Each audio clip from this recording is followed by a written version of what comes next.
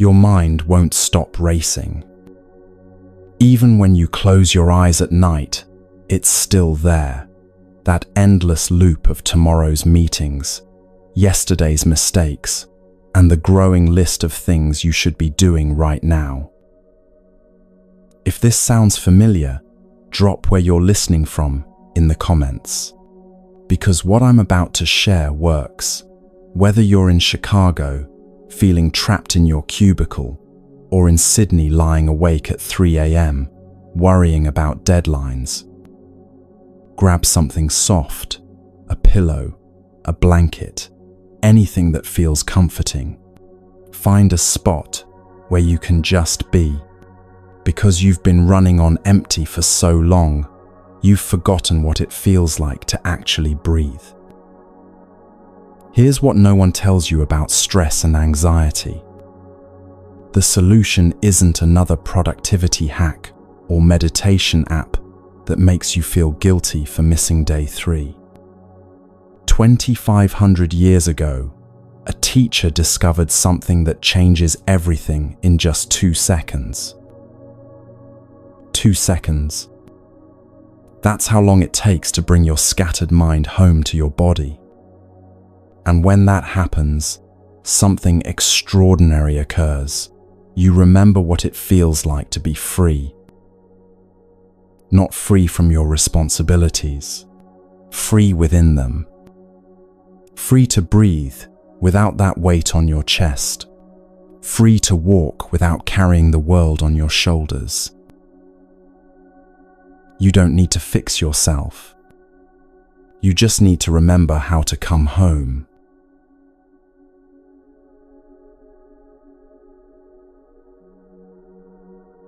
You've been breathing your entire life, but you've rarely been there for it. Right now, as you're listening to this, your body is here, but your mind is somewhere else entirely. Maybe it's caught in yesterday's regrets, or racing toward tomorrow's deadlines, or lost in the endless loop of things you should be doing. This is what happens to all of us. In our daily lives, very often our body is there, but our mind is elsewhere. Our mind lives in the future, trapped in our projects and plans. Our mind gets caught in the past, tangled up in anger, fear, and anxiety. Very seldom is our mind actually with our body. That is why, when you bring attention to your in-breath and breathe in, you bring your mind home to your body. This simple act, this returning, is the foundation of all freedom. But here's what changes everything.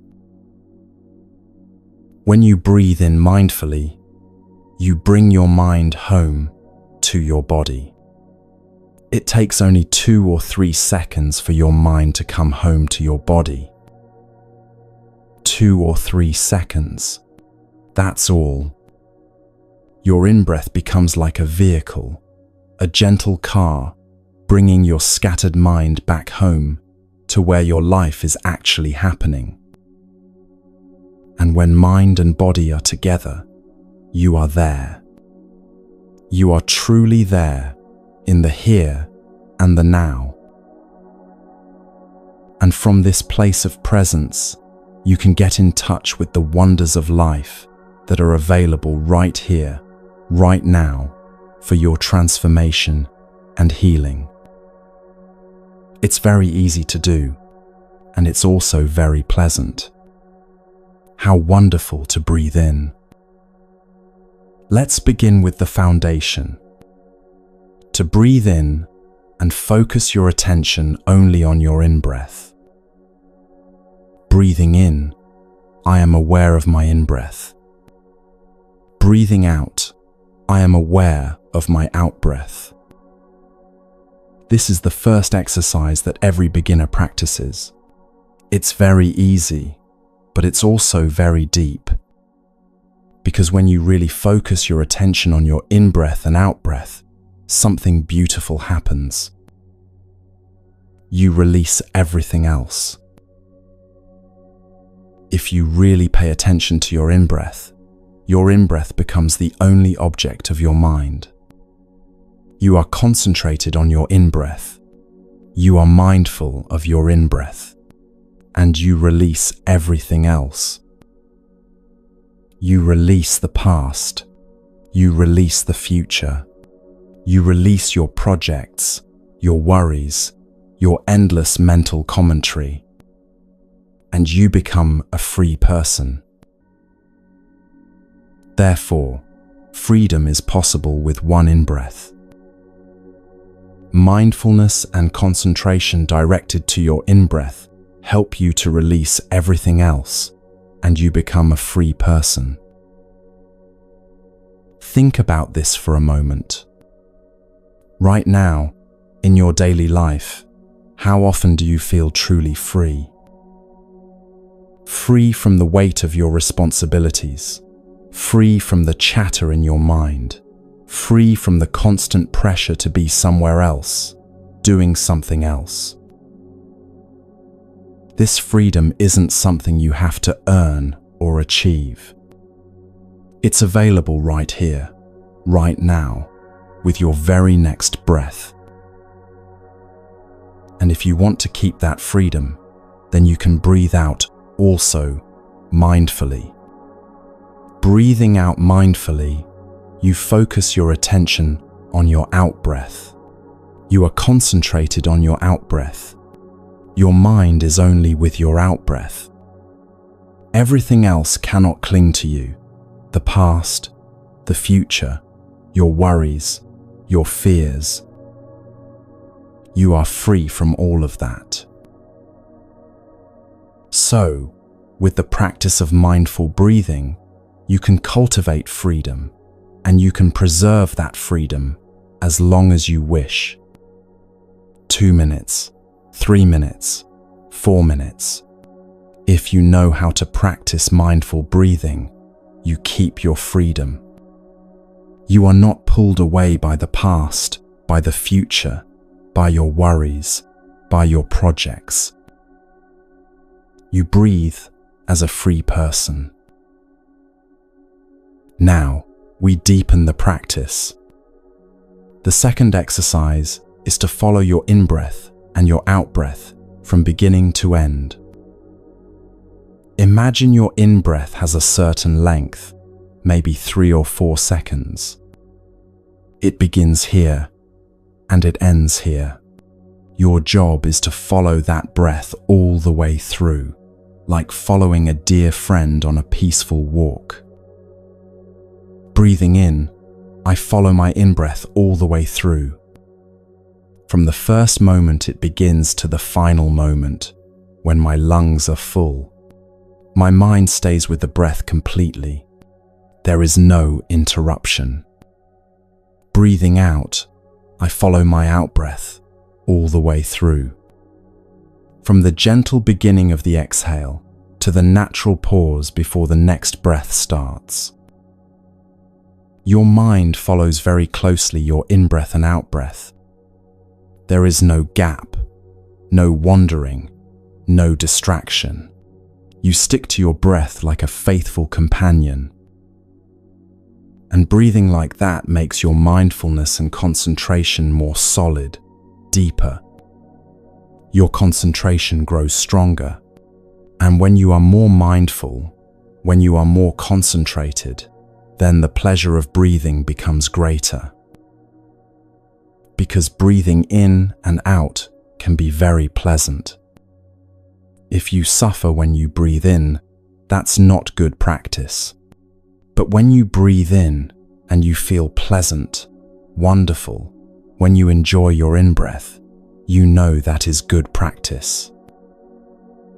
To breathe and to be aware that you are alive, this can already bring you a lot of happiness.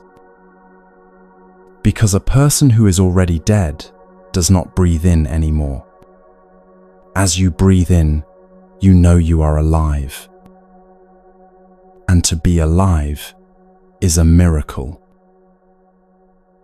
It is the greatest of all miracles. And that insight alone can bring tremendous happiness. Just to sit there and breathe can make you happy already. So the very first exercise of mindful breathing can already generate mindfulness, concentration, and bring you a lot of happiness. Whether you are sitting on the grass, or sitting at the foot of a tree, or even sitting on a bus or train, when you breathe in with mindfulness and concentration, you can be a happy person. Just breathing in and out. Let me tell you about someone who discovered this practice in the middle of her busiest season. When you spend 2 hours with your computer, you forget entirely that you have a body.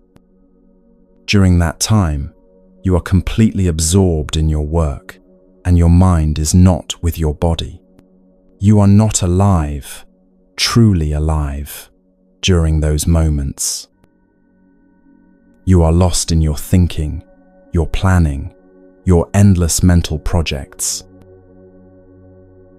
Many of us live like this for hours, even days at a time. Our body sits there, faithful and patient, while our mind races through tasks and responsibilities. We become like ghosts, haunting our own lives. This woman worked in a high-pressure office environment. Meetings back to back, deadlines looming, emails flooding in faster than she could respond. She would sit at her desk from early morning until late evening, her shoulders tense, her jaw clenched, her breathing shallow and quick. She had become a stranger to her own body. But here's what can change everything. In some workplaces, they now have a bell of mindfulness on computers. Every 15 minutes, a gentle chime sounds. And when you hear that bell, you stop working. You go back to your body through mindful breathing. You feel alive again. You bring your mind home to your body. You enjoy breathing in and out. You become fully alive. You smile to life.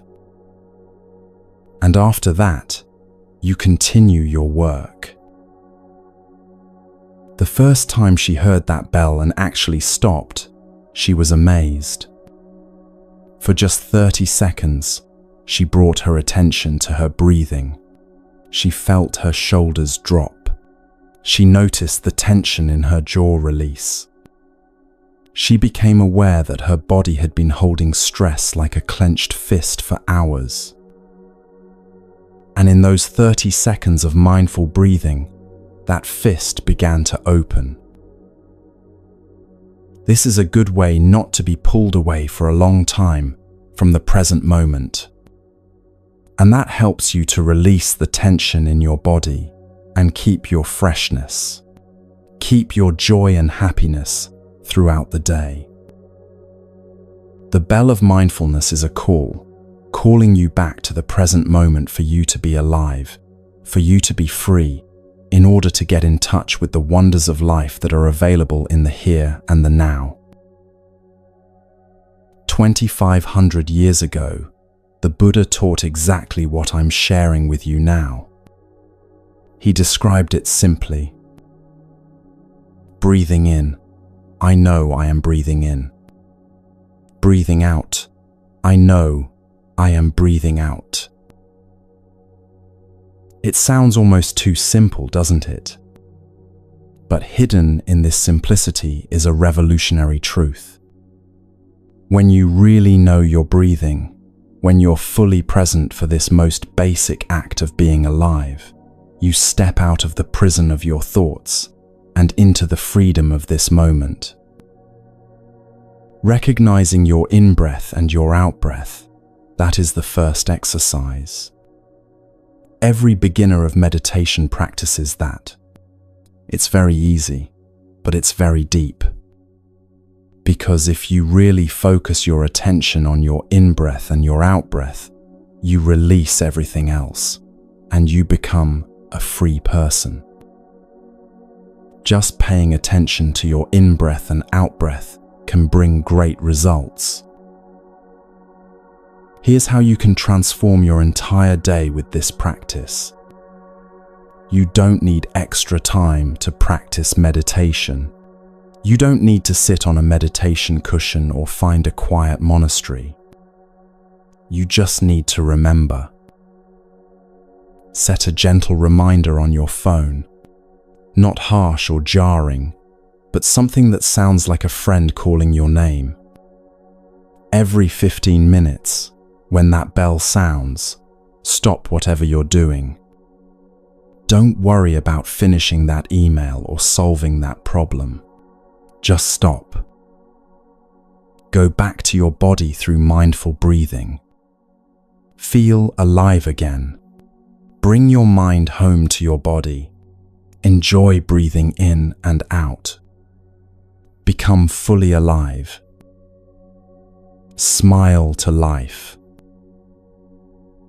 Instead of thinking of this and that, you enjoy breathing in and out. You enjoy the landscape of your own inner world. You enjoy the simple miracle of being alive. Your breath has been your most faithful companion since the moment you were born. It has never left your side through every joy and sorrow, every triumph and challenge. It has never judged you, never abandoned you, never asked for anything in return. When you bring your attention to your breath, you're not learning something foreign. You're returning to the most intimate relationship you've ever had. You're coming back to the simple truth of your aliveness. In our hyper-connected world, we live so much in our thinking that we forget we have a body at all. We become like disembodied minds, floating through space, tethered to screens and schedules, but disconnected from the very vessel that carries us through life. But your body is not just a vehicle for your thoughts. Your body is where your life actually happens. Every feeling, every sensation, every moment of peace or joy, they all arise here, in this physical form. When you breathe mindfully, you reunite mind and body. You remember what we call the oneness of body and mind. Mind and body are together, and when your mind is with your body, you are established in the here and the now. You step out of the prison of endless thinking and into the freedom of lived experience. You remember what it means to be fully present for your own life. This practice will save your life, not dramatically, but quietly, breath by breath. It will rescue you from the trance of busyness and bring you back to the aliveness that's always available in this moment. It will remind you, again and again, that peace is not something you have to chase or achieve.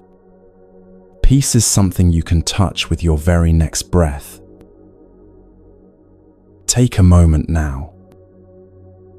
Put your hand on your chest and feel the gentle rise and fall. This is your life happening. This is your freedom. This is your way home.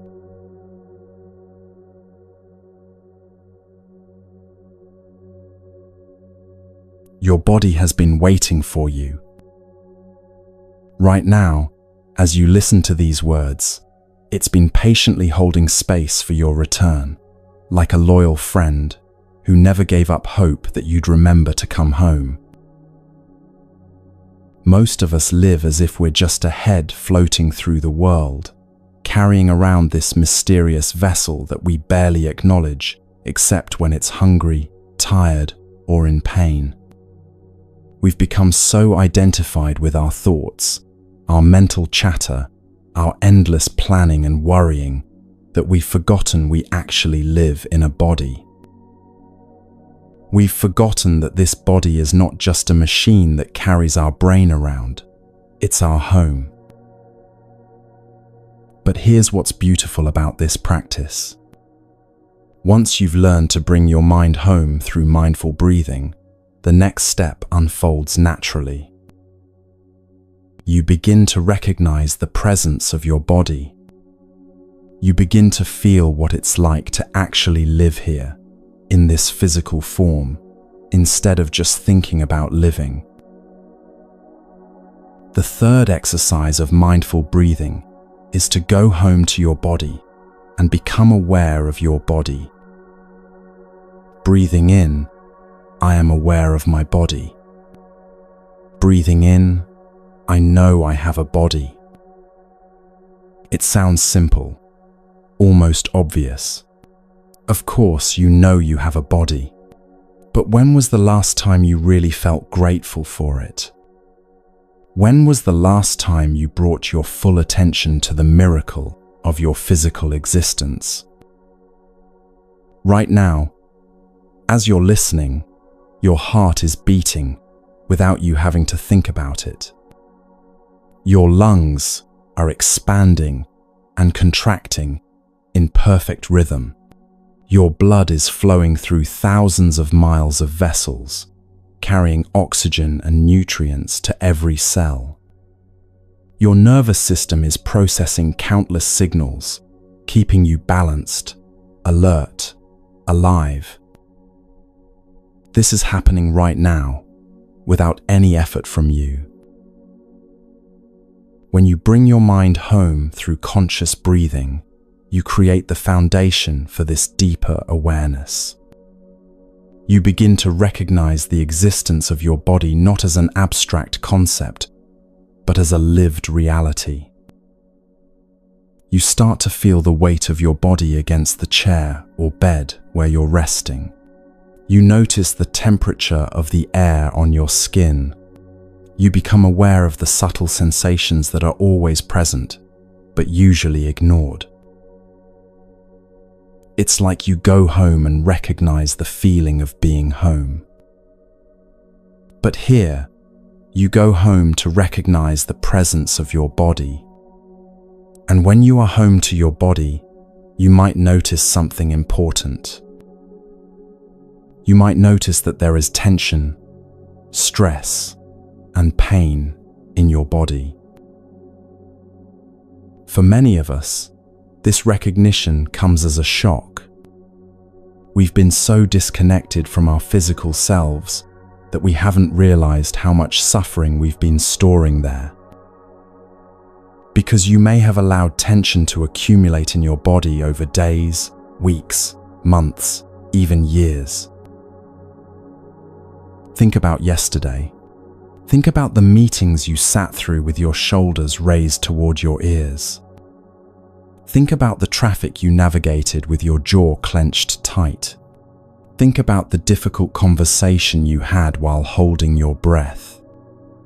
Think about the late night you spent hunched over your computer, your neck craned forward, your back rounded. You have been working your body very hard, and tension, pain, stress have accumulated in your body and make you suffer. But you suffer without even knowing you're suffering because you're not home to witness it. This is what happens when mind and body become strangers.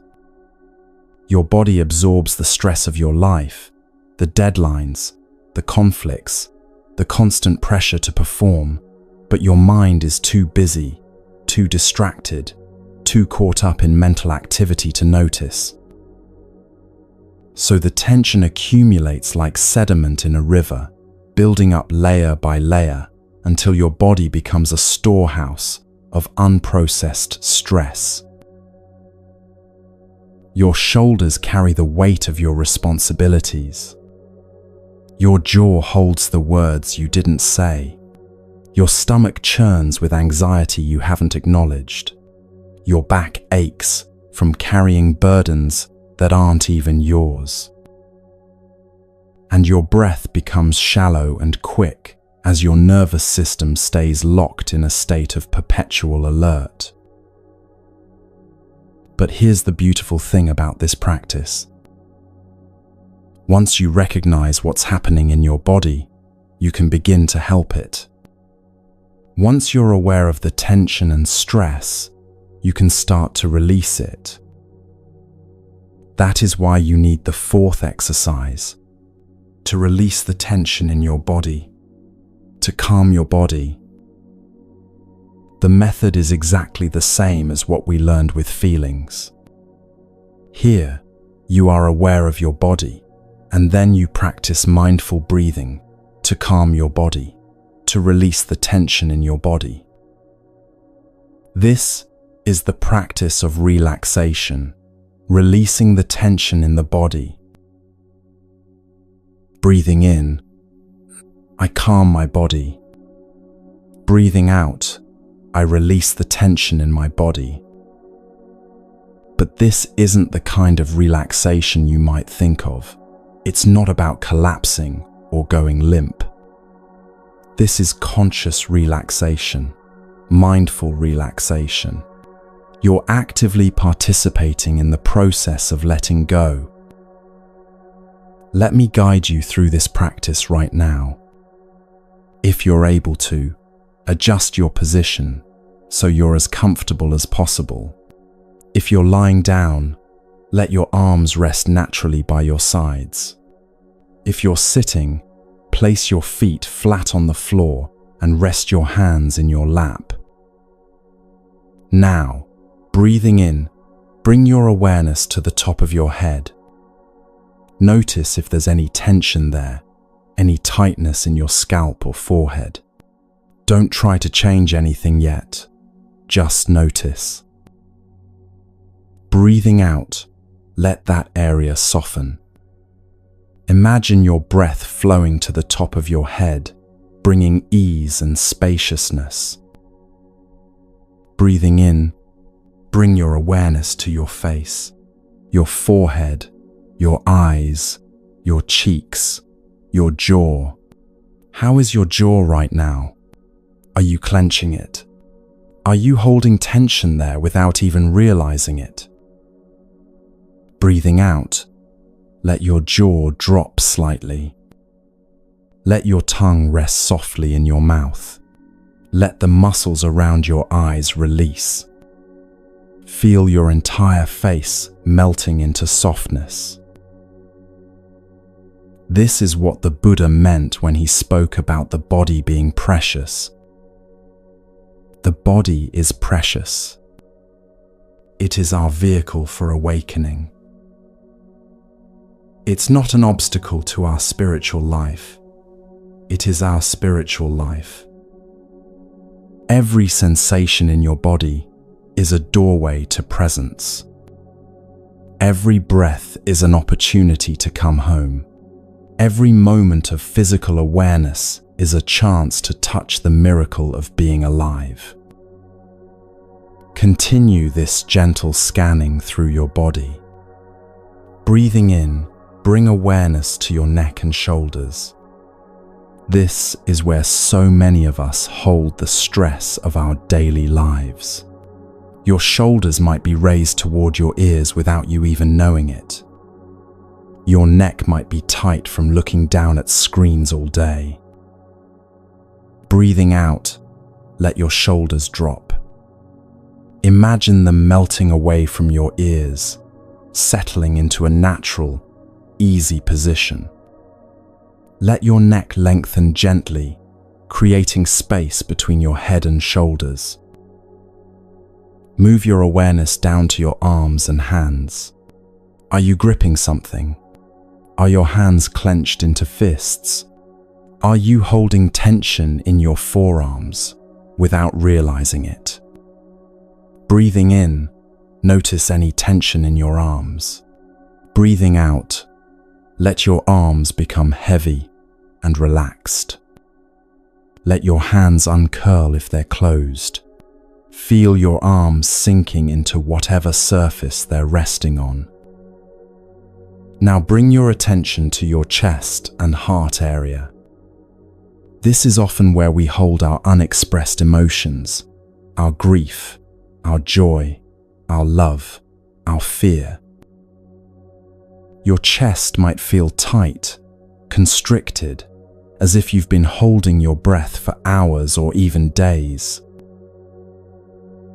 Breathing in, expand your chest gently, naturally. Breathing out, let your chest settle and release. Feel your heart beating steadily, faithfully, keeping you alive moment after moment. Send a silent thank you to your heart for its constant, loyal service. Let me tell you about someone who discovered just how much tension she had been carrying. She was a teacher, someone who spent her days taking care of others, her students, her colleagues, her family at home. She was so focused on everyone else's needs that she had completely ignored the messages her own body was sending her. She would wake up each morning already feeling tired, her shoulders tight, her back aching. Throughout the day, she would push through discomfort, ignoring the signals her body was sending because there was simply too much to do. By evening, she felt like she was carrying the weight of the world on her shoulders, and in many ways, she was. The first time she practiced this body awareness exercise, she was amazed by what she discovered. As she brought her attention to different parts of her body, she realized she had been holding tension in places she didn't even know existed. Her tongue was pressed against the roof of her mouth. Her shoulders were practically touching her ears. Her stomach was clenched like a fist. She had been living in a state of physical stress for so long that it had become her normal. But here's what was beautiful about her discovery. Once she became aware of this tension, she could begin to release it. With each conscious breath, she could send relaxation to the areas that needed it most. She could participate in her own healing. Continue bringing your awareness down through your body.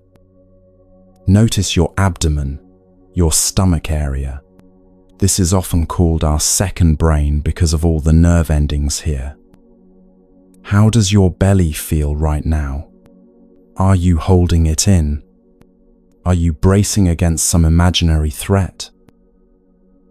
Breathing in, let your belly be soft and natural. There's no need to hold it tight or suck it in. Breathing out, let it release completely.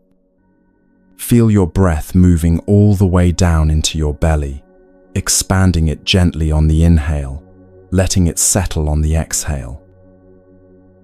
Move your attention to your lower back, your hips, your pelvis. This area holds so much of our foundational stress, the pressure of sitting too long, the weight of responsibility, the tension of always being on. Breathing in, send your breath to your lower back. Breathing out, let that entire area soften and release. Feel your hips settling, your pelvis relaxing into whatever surface you're on. Finally, bring your awareness to your legs and feet, your thighs, your knees, your calves, your ankles, your feet. These are the parts of your body that carry you through the world every day. They deserve your gratitude and attention. Breathing in, appreciate your legs for all they do for you. Breathing out, let them become completely heavy and relaxed. Let your feet uncurl if your toes are clenched. Feel your entire lower body sinking into relaxation. This practice of body awareness This coming home to your physical self is not just about relaxation. It's about reclaiming your birthright to live fully in your own skin. From the parking lot, walking to your office, you might like to walk in such a way that every step can release the tension in your body. Every step can bring you home to the here and now, so that you can touch the wonders of life available in you and around you. Think about this differently than you have before. That walk from your car to your workplace, how do you usually experience it? Are you already mentally in your first meeting? Are you rehearsing conversations or worrying about deadlines? Are you rushing, your body tense with the urgency of getting somewhere else? But what if that walk became a moment of healing instead? What if each step was an opportunity to release the tension you've been carrying? What if instead of arriving at work already stressed and depleted, you arrived feeling grounded and present? You can walk in such a way that each step makes you a free person. You enjoy every step. Every step brings you to the here and the now, so that you can get in touch with the blue sky, the beautiful trees, the songs of the birds. Every wonder of life is available in the here and the now. And, walking like that, you release the tension in your body with every step. You don't need extra time to practice meditation, walking meditation, because from the parking lot to your office, you can walk like that as a free person. You stop all the thinking together. You just enjoy every step, and you just feel the presence of the wonders of life in yourself and around you. And everyone can practice like that. This is what it means to live in your body instead of just thinking about living.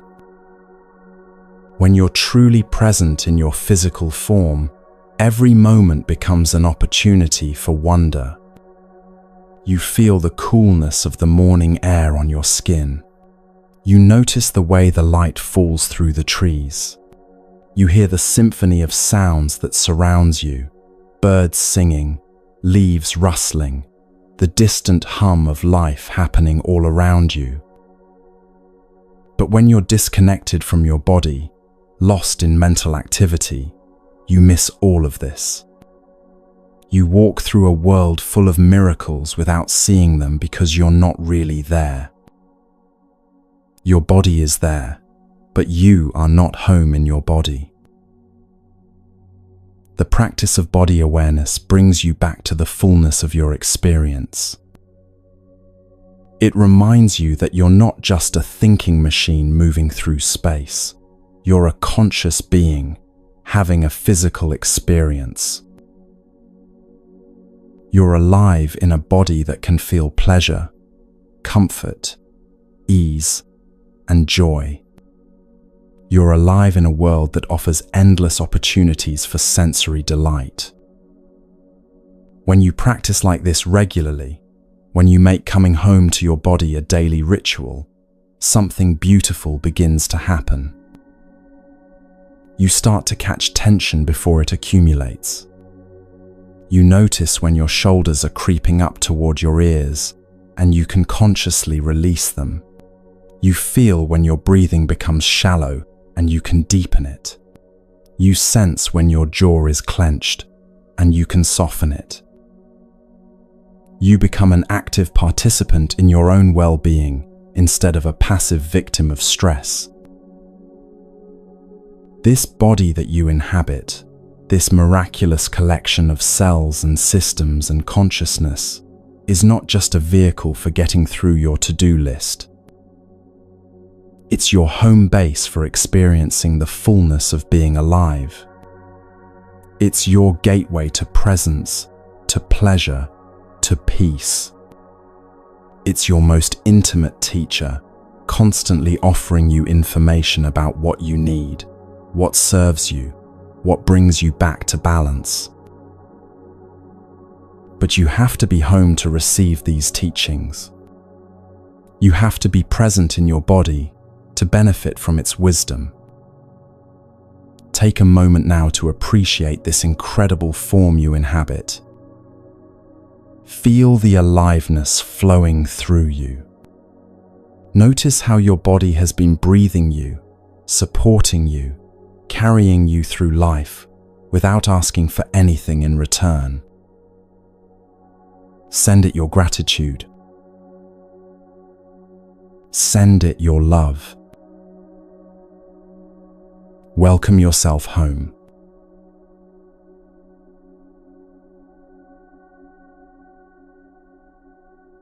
There's a secret hiding in plain sight, woven into the most ordinary act of your day.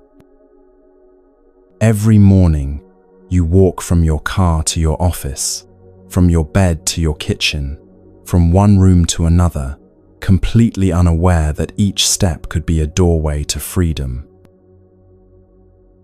Right now, think about how you usually walk. Where is your mind when your feet are moving? Are you mentally rehearsing the day ahead? Are you replaying yesterday's conversations? Are you already at your destination before your body has even arrived? Most of us walk like we're being chased by time itself. We rush from place to place, our minds racing even faster than our feet, completely disconnected from the simple miracle of movement. We treat walking as nothing more than transportation, a necessary inconvenience between where we were and where we think we need to be. But here's what changes everything. If one in-breath can bring you home to your body, to the here and now, then one step you make can also bring you home to the here and now. Every step is an opportunity to arrive, not at your destination, but in your life. You arrive in the here and now with every step. Your destination is not the office, the workplace, the store, the meeting. Your destination is in the here and now. And every breath, every step brings you home to the here and now so that you can be alive. This is perhaps one of the most radical shifts in perspective you can make. Instead of walking to get somewhere, you walk to be somewhere. Instead of treating your steps as the means to an end, you recognize each step as complete in itself. Because we know that the past is already gone and the future is not yet there. There is only one moment when you can be truly alive. That is the present moment. And you have an appointment with life in the present moment. And if you miss the present moment, you miss your appointment with life, which is very serious. Think about this for a moment. You have an appointment with life, not next week, not when you retire, not when you finally get everything figured out. Right now, in this moment, and if you're not present for this appointment, you're essentially standing up life itself. You run to the future, you take refuge in the past, and you miss the present moment.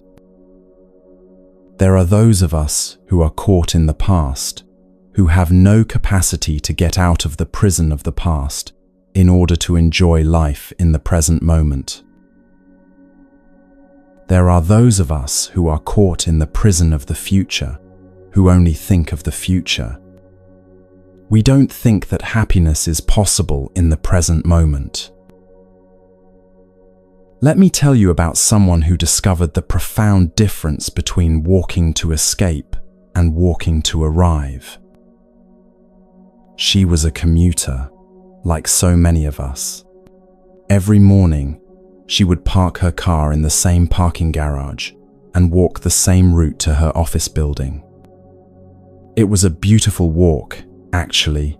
Tree-lined sidewalks, a small park, old buildings with interesting architecture. But she had walked this route hundreds of times without ever really seeing it. Her mind was always elsewhere during that walk. Sometimes she was mentally composing emails she needed to send. Sometimes she was worrying about presentations or deadlines.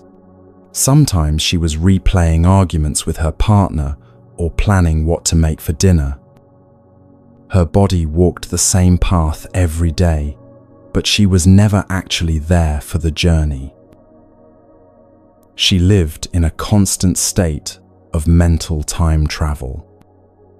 Even when she was physically present in one moment, her mind was always somewhere else, either lost in the stories of the past or anxiously projecting into an imagined future. She had become a stranger to the present moment. Then one day, something simple changed her entire experience. She had learned about mindful walking in a weekend workshop, and she decided to try it on her commute. Instead of rushing to her office with her mind already at work, she chose to walk slowly, deliberately, with full attention to each step. The first thing she noticed was how much she had been missing. The morning light filtering through the leaves created patterns on the sidewalk that changed with every step. The birds were singing, not just background noise, but an actual symphony of different voices and melodies. The air smelled different depending on which part of the route she was walking, sometimes like fresh bread from the bakery, sometimes like flowers from the park. But more than the sensory discoveries, she noticed something profound happening inside her. With each mindful step, the anxiety and mental chatter that usually dominated her mornings began to quiet. Her breathing deepened naturally. Her shoulders relaxed. By the time she reached her office, instead of arriving already stressed and depleted, she felt grounded, present, and somehow more like herself. So the basic practice is to always go home to the here and the now. And the practice of mindful breathing, mindful walking, can bring you home to the here and the now. Body and mind together so that you can touch the wonders of life that have the power to nourish and transform you, to heal you. From the parking lot, walking to your office, you walk in such a way that each step makes you a free person. You enjoy every step. Every step brings you to the here and the now, so that you can get in touch with the blue sky, the beautiful trees, the songs of the birds. Every wonder of life is available in the here and the now. And, walking like that, you release the tension in your body with every step. You don't need extra time to practice meditation, walking meditation, because from the parking lot to your office, you can walk like that as a free person. You stop all the thinking together. You just enjoy every step, and you just feel the presence of the wonders of life in yourself and around you. And everyone can practice like that. This is walking as freedom practice. Each step becomes an act of liberation, freeing you from the prison of past regrets and future anxieties, bringing you back to the only place where life actually happens. There's a beautiful teaching that captures this perfectly. Peace is every step. The shining red sun is my heart. These words remind us that peace isn't a destination we're walking toward. It's available in each step we take. The vitality, the aliveness, the joy we're seeking isn't somewhere else. It's right here, in this moment, in this step. But learning to walk this way requires a fundamental shift in how you understand movement itself. Instead of walking to get somewhere, you walk to be somewhere. Instead of seeing your steps as the distance between you and your goal, you experience each step as complete and perfect in itself. Here's how you can begin to transform your daily walking into a practice of freedom. The next time you need to walk anywhere, whether it's from your car to a store, from your house to your mailbox, or down the hallway to another room, slow down. Not dramatically slow, just intentionally slower than your usual pace. Give yourself permission to take your time. As you begin walking, bring your full attention to the sensation of your feet, making contact with the ground. Feel the weight of your body shifting from one foot to the other. Notice the gentle rhythm of your movement. This is your body carrying you through space, not rushing, not struggling, just flowing naturally from step to step. With each step, take a conscious breath. You don't need to control your breathing or make it deeper than feels natural. Just be aware that you're breathing as you walk. Let your breath and your steps find their own rhythm together. As you walk, notice what's around you. But don't try to catalogue or analyze what you see. Just let your senses be open and receptive. The colors, the textures, the sounds, the smells, all of this is part of the richness of this moment. If your mind starts to wander, and it will, gently bring your attention back to your steps, back to your breathing, back to the here and now. This isn't about perfect concentration.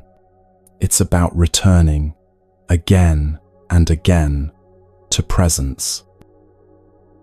When you practice walking like this, something beautiful begins to happen. Your daily movement becomes a form of moving meditation. Every journey, no matter how short, becomes an opportunity to touch the wonders of life that are always available in the present moment. You start to notice things you've been walking past for years without seeing. The way the light changes throughout the day, the different qualities of air in different seasons, the subtle sounds that create the soundtrack of your daily life. The amazing fact that your body knows how to walk without you having to think about it. But more than the external discoveries, you begin to touch something profound within yourself. You remember what it feels like to be fully present in your own life. You experience the deep satisfaction that comes from being exactly where you are, instead of always wishing you were somewhere else. This practice transforms not just how you walk, but how you live. When you learn to find peace in each step, you develop the capacity to find peace in each moment. When you practice being present during the simple act of walking, you strengthen your ability to be present during all the other activities of your day. And here's something wonderful about this practice. It doesn't require any special equipment, any particular location, or any extra time. You're going to walk anyway. You might as well walk as a free person. The woman I told you about, the commuter who transformed her daily walk, described it this way: I realized I had been sleepwalking through my own life. I was so focused on getting to my destinations that I was missing the journey. And the journey is all we really have. She continued this practice for months, and it began to affect other areas of her life. She found herself more patient in conversations, more attentive to the people she loved, more able to handle stress without being overwhelmed by it. By learning to be present during her daily walk, she had learned to be present in her daily life. This is the power of mindful walking. It's not just about the 10 or 15 minutes you spend moving from one place to another. It's about cultivating a way of being that transforms every moment. When you walk mindfully, you practice arriving instead of rushing. You practice presence instead of escape. You practice gratitude instead of complaint. You practice peace instead of anxiety. These few minutes of mindful walking, these simple steps taken with full attention, become a daily lesson in how to live. Right now, wherever you are, you have the opportunity to practice this. If you're lying down, you can bring this same quality of attention to the simple movement of shifting position. If you're sitting, you can notice the feeling of your feet on the floor, the weight of your body in the chair. If you're able to stand and take a few steps, do so with the full awareness that each step is bringing you home to this moment. Remember, your destination is not somewhere else. Your destination is here. Your destination is now. And every step you take with awareness, every breath you take with presence, brings you closer to the life that's actually available to you in this moment.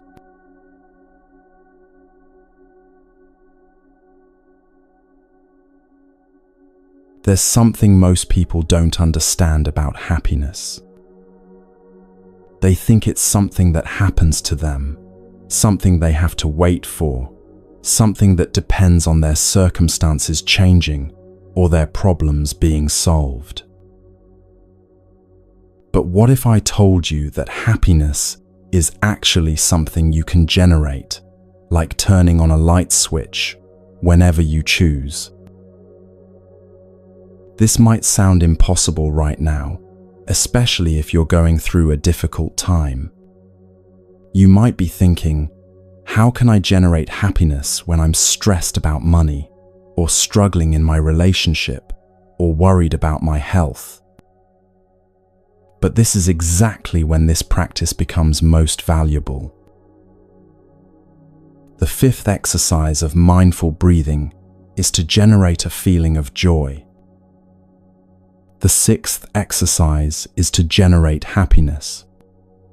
A good practitioner can always bring about a feeling of joy whenever she wants.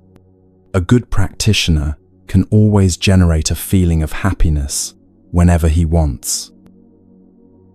And how? It's not too difficult. Because when you practice mindful breathing and you breathe in and you bring your mind home to your body, you become fully present in the here and the now. You realize what we call the oneness of body and mind. Mind and body are together, and when your mind is with your body, you are established in the here and the now. That's the first step. And when you are established in the here and the now, you are in a position to recognize the many wonders of life, the many conditions of happiness that you already have. This is the secret that changes everything. Most of us do not believe that happiness is possible in the here and the now. We need to run to the future in order to get some more, and that is why we sacrifice the present moment for the sake of the future. But going home to the here and now, you will be able to recognize the many conditions of happiness that are already available to you. More than enough for you to be happy in the here and the now. More than enough. Let me share with you a story about someone who discovered this truth in the most unexpected way. She was going through what felt like the worst period of her life. Her marriage was falling apart, she had just lost her job, and she was facing some serious health concerns.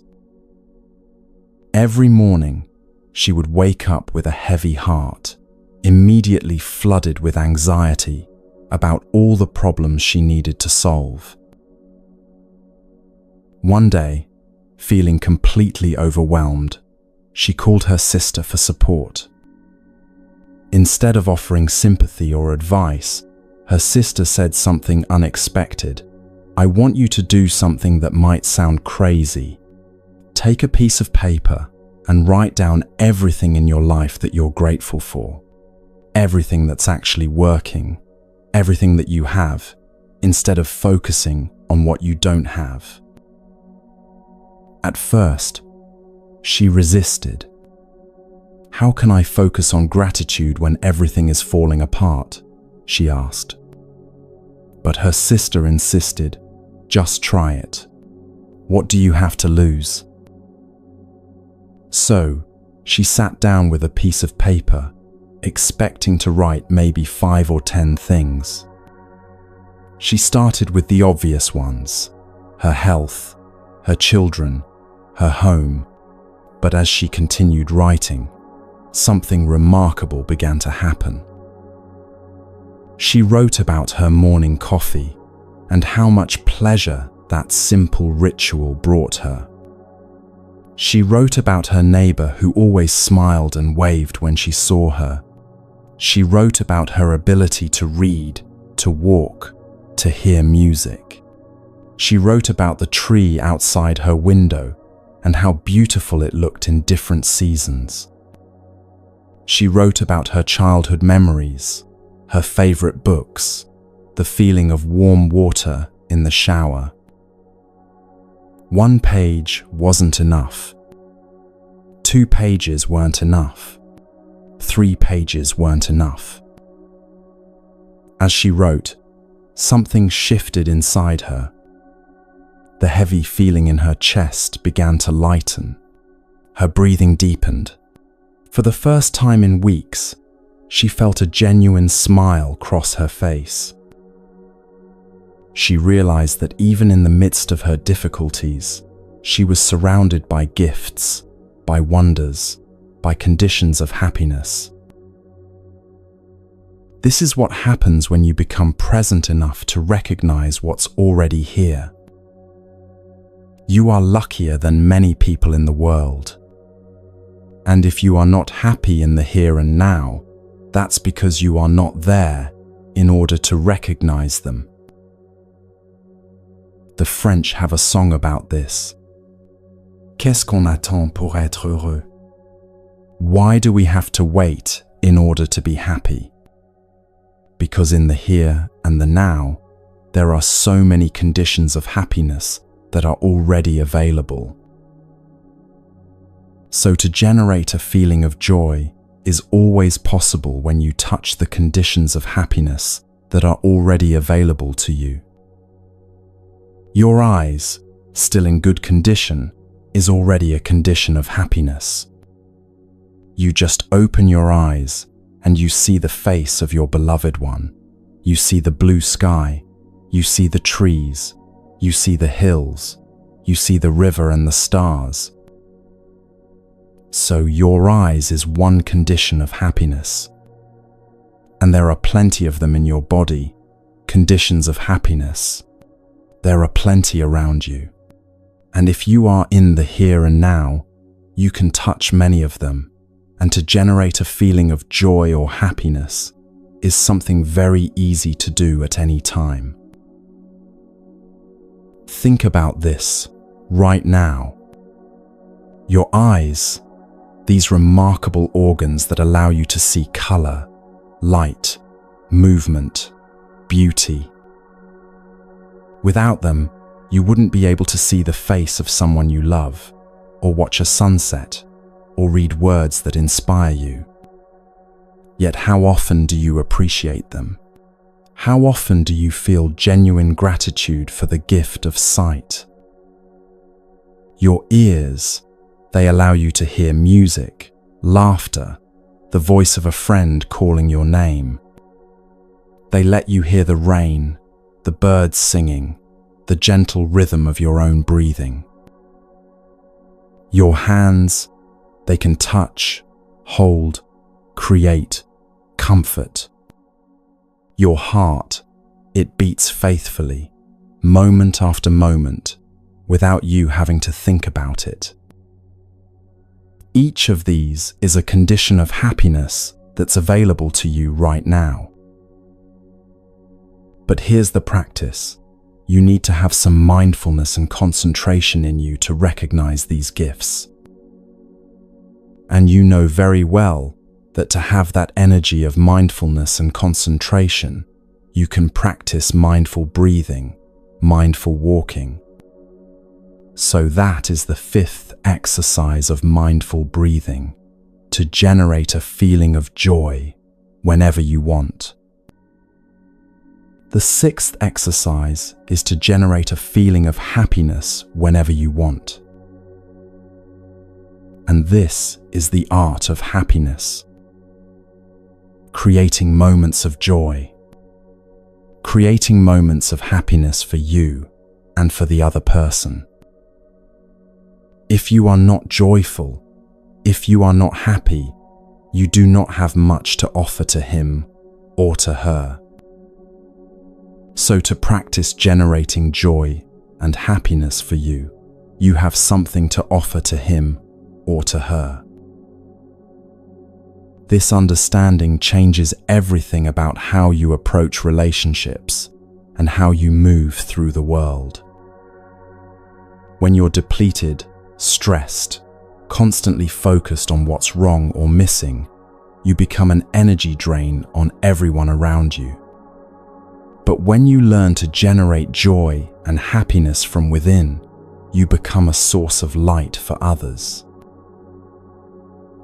The practice of generating joy begins with the simple recognition that happiness is not a destination you arrive at someday when all your problems are solved. Happiness is not a destination, it is a way of life. It's a choice you make in each moment to focus on what's present rather than what's absent, on what's working rather than what's broken.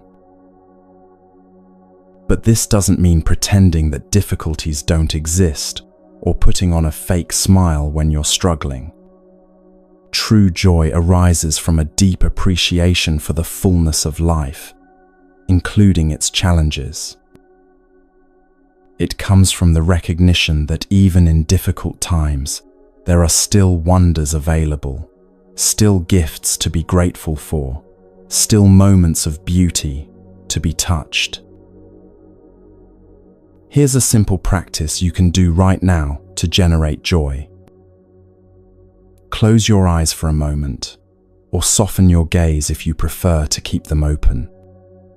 Take 3 conscious breaths, bringing your mind home to your body. Now, bring to mind someone you love. It could be a family member, a friend, a pet, or even someone you've never met but who has touched your life in some way. Picture their face in your mind.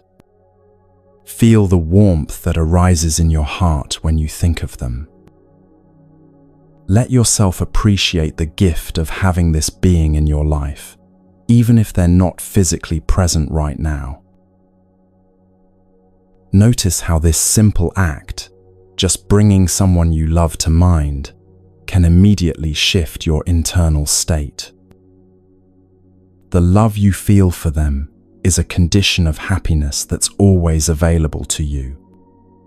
It doesn't depend on whether they're in the room, whether they're in a good mood, or whether your relationship is perfect. The love itself is yours to access whenever you choose. Now expand this awareness. Think about your capacity to experience beauty.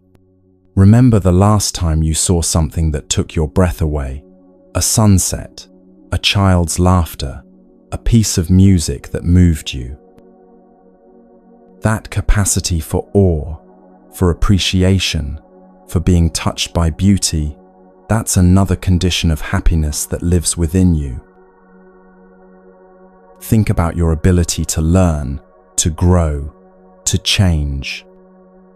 Even if you're going through difficulties right now, you have the remarkable capacity to adapt, to heal, to discover new strengths within yourself.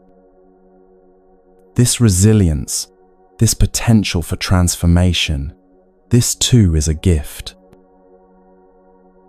Think about this moment itself. You're alive. You're breathing. Your heart is beating.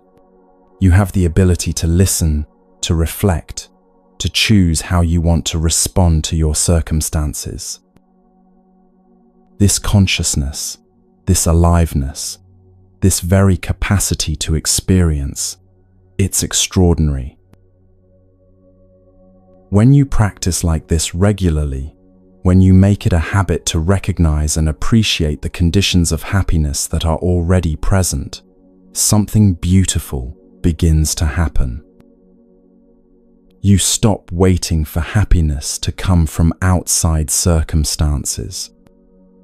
You stop believing that you'll be happy when you get the promotion, or lose the weight, or find the perfect relationship, or solve all your problems. You realize that happiness is available right here, right now, in this imperfect, complicated, beautiful moment. This doesn't mean you stop working toward goals or trying to improve your life. It means you stop postponing your happiness until some imaginary future when everything will be perfect. It means you learn to find joy in the journey itself, not just in arriving at destinations. The woman I told you about, the one who made the gratitude list during her difficult time, continued this practice even after her circumstances improved. She said it changed not just how she felt, but how she saw. I realized I had been living like a poor person in a mansion, she explained. I was so focused on the few things that were broken that I couldn't see all the incredible things that were working perfectly. This is the gentle alchemy of joy and happiness. You don't have to manufacture false positivity or pretend difficulties don't exist. You simply learn to balance your awareness. You give equal time to appreciating what's present as you do to working on what needs to change. You remember that even in the midst of challenges, you are surrounded by miracles. Take a moment now to generate joy for yourself. Look around you with fresh eyes, as if you're seeing your environment for the first time. Notice the light, the colors, the textures. Feel grateful for your ability to perceive all of this beauty. Feel your breath moving in and out of your body. Appreciate this body that carries you through life so faithfully. Send a smile to yourself, to your life, to this moment, exactly as it is. This is your happiness. Not the happiness you'll have someday when everything is perfect. The happiness that's available right now, generated from within, independent of circumstances. This is your joy, your light, your gift to yourself and to the world.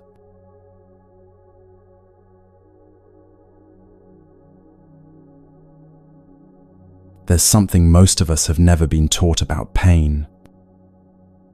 We've been conditioned to believe that emotional or psychological suffering is something to avoid at all costs, something to push away, numb, or fix as quickly as possible.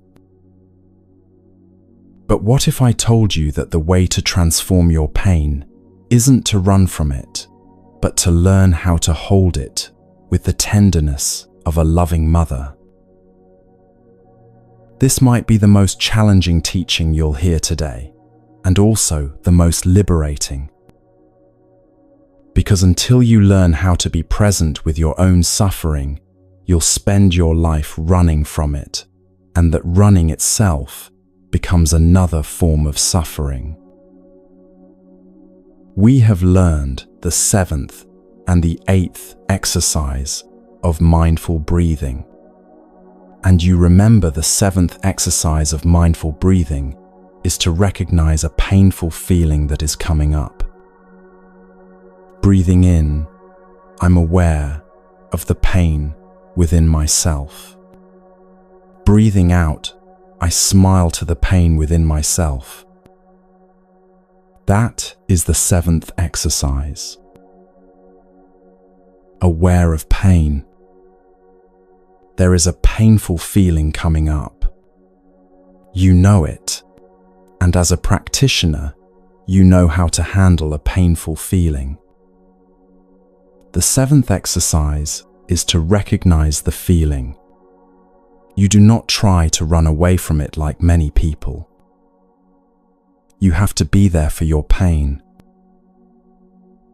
Think about how radical this is. In a culture that offers us countless ways to avoid discomfort, shopping, scrolling, drinking, working, eating, sleeping, we're being invited to do the opposite. We're being asked to stay, to be present, to actually turn toward what hurts instead of away from it. Most of us are afraid to be overwhelmed by the pain inside.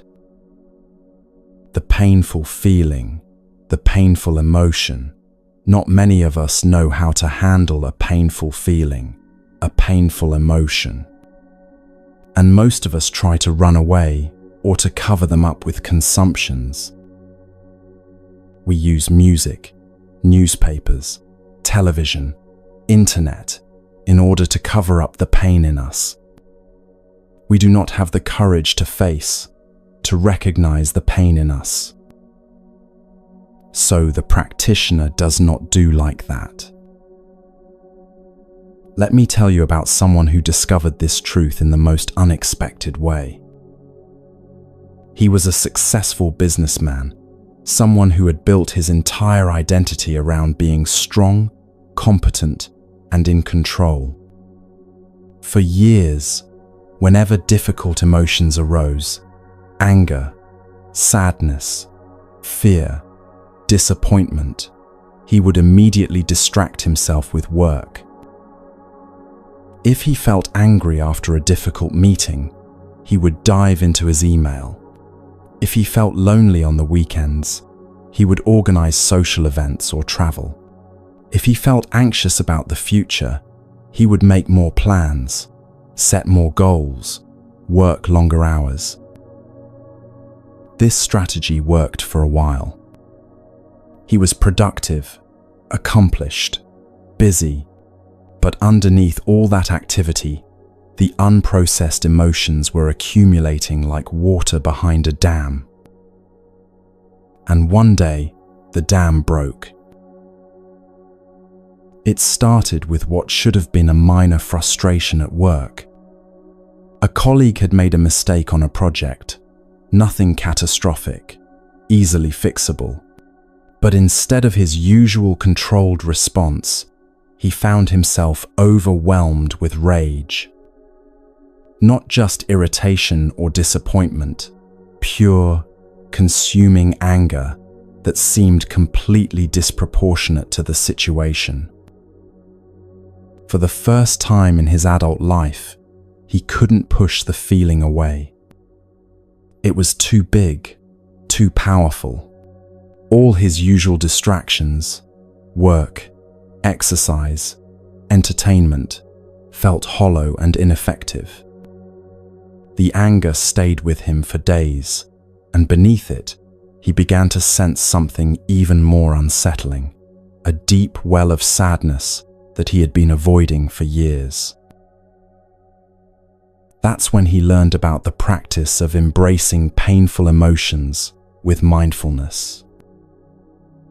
At first, it seemed impossible. How could he intentionally turn towards something that felt so overwhelming? But he was desperate enough to try. He practices mindful breathing, he practices mindful walking, and generating the energy of mindfulness. And with that energy of mindfulness, he's stronger. He can go home to himself and recognize the pain and embrace it like a mother embracing her ailing baby. This is the key insight that changes everything. When you practice mindful breathing and walking, you generate what we call the energy of mindfulness. This energy is like building up your inner strength, your capacity to be present with whatever arises. And when you have this energy of mindfulness, you become strong enough to face your own pain without being overwhelmed by it. So the seventh exercise is breathing in. I am aware of the painful feeling in me. Breathing out, I embrace the painful feeling in me. There is the energy of pain, and there is the energy of mindfulness generated by the practice of breathing or walking. So it is the second energy that is recognizing the first energy. Think of it this way.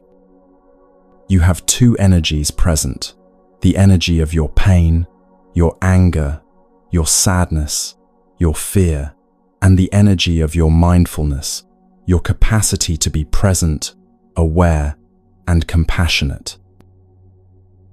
The practice is not to fight the pain or try to make it disappear. The practice is to strengthen the energy of mindfulness so that it can hold the energy of pain with tenderness. The eighth exercise is to calm down the painful feeling, the way a mother is holding her ailing baby.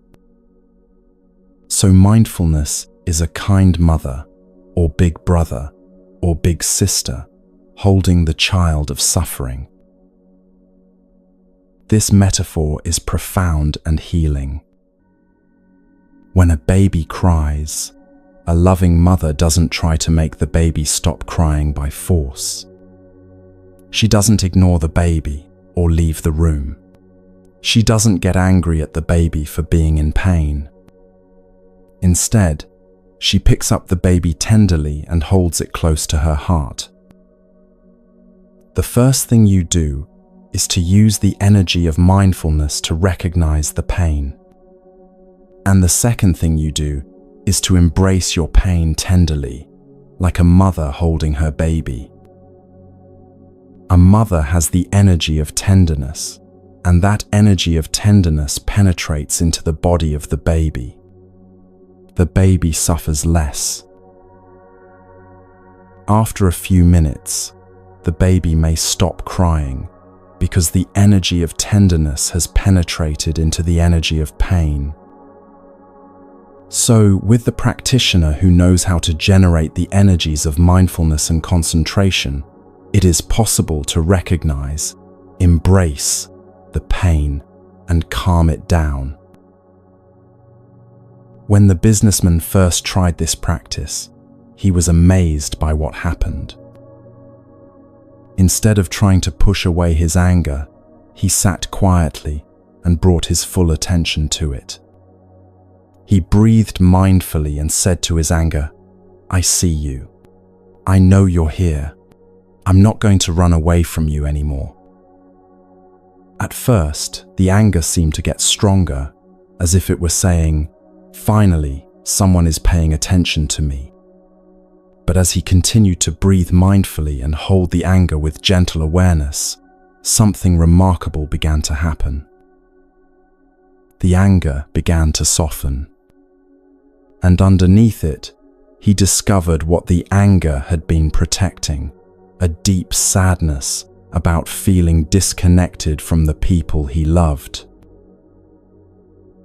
By the practice of mindful breathing, mindful walking, you can stay with your pain and you can calm it down. And you are not overwhelmed by the pain because you do have a kind of energy that has the power to recognize and to embrace. And everyone can generate the energies of mindfulness and concentration with the practices of mindful breathing, mindful walking. Mindfulness of breathing, mindfulness of walking, that is the practice. But why do we run from pain in the first place? Understanding this can help us develop compassion for our own patterns of avoidance. We run from pain because we've never been taught how to be with it skillfully.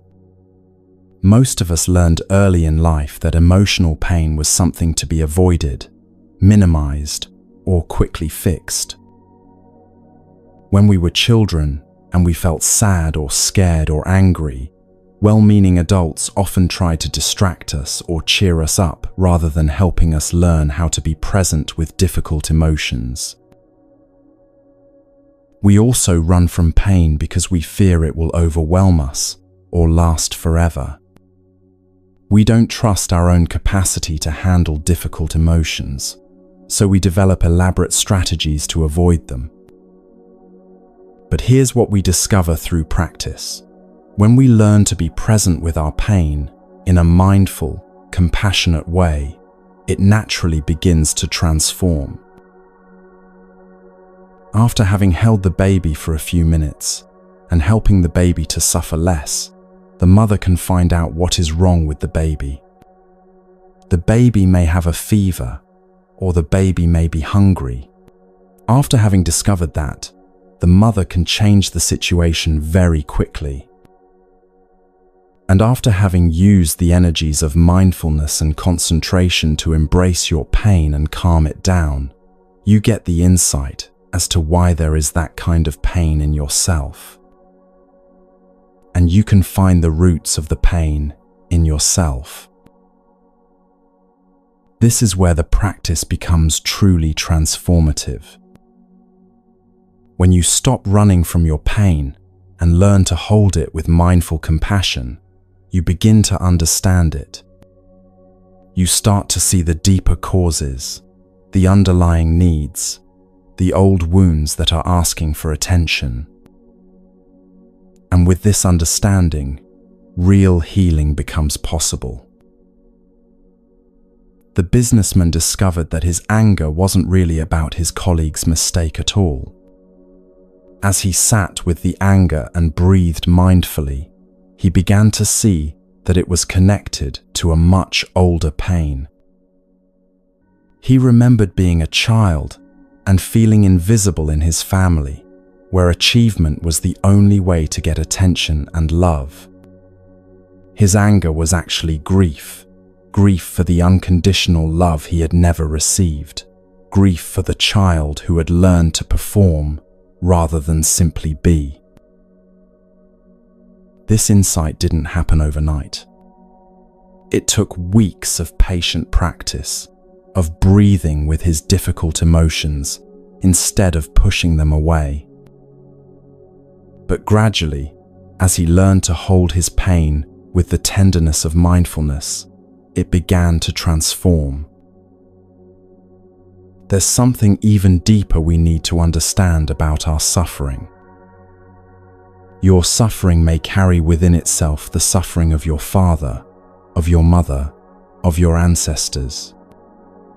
And understanding your suffering, you understand the suffering of your mother, your father, and your ancestors. Maybe father and mother did not know how to transform the suffering, and that is why they have transmitted that block of suffering to us. And we don't know why we suffer that much. The fact is that the suffering in us carries within itself the suffering of our father, our mother, our ancestors, and our nation. That's sure. This understanding brings a profound shift in perspective. Your pain isn't just personal, it's part of a larger web of inherited suffering that has been passed down through generations. When you learn to embrace and transform your own pain, you're not just healing yourself. You're healing the ancestral patterns of suffering that flow through your family line. The Buddha taught, if you want to know your past, look at your present. If you want to know your future, look at your present. This means that the pain you're experiencing now contains the seeds of all the unhealed pain from your past. And how you relate to your pain now will determine whether you pass it on to future generations or transform it into wisdom and compassion. And that is why we need to have the time to listen to our own suffering and to understand. And in order to listen, you need mindfulness and concentration, so that you are not afraid of being overwhelmed by the suffering inside. Looking deeply and listening deeply is the act of meditation. To meditate is to have the time to look and to listen. And the object of meditation is our own suffering, our own pain. This is perhaps the most important point of all. Real meditation isn't about escaping from your problems or achieving some blissful state where you never feel pain. Real meditation is about developing the courage and capacity to be present with whatever arises, including your deepest suffering. And if you continue to look, to listen to your pain, your suffering, you come to understand. And understanding will always bring compassion. This is the ultimate transformation.